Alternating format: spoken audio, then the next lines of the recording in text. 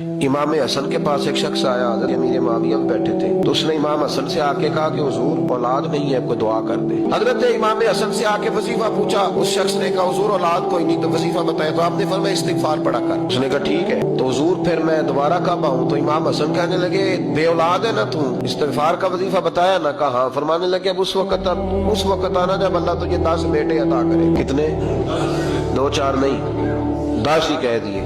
तो हज़रत अमीर मुआविया रज़ी अल्लाह तआला देखा, कहने लगे हसन इतना बड़ा दावा। आप फरमाने लगे मैंने कह दिया ना, तो अल्लाह फजल करेगा। हाँ हाँ, अल्लाह खैर करेगा, खैर हो जाएगी।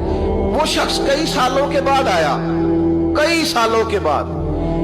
तो हज़रत अमीर मुआविया को भी साथ लाया, कहने लगा हुजूर अल्लाह के फजल से अल्लाह ने 10 बेटे अता फरमाए, पूरे 10 ही अल्लाह ने दिए।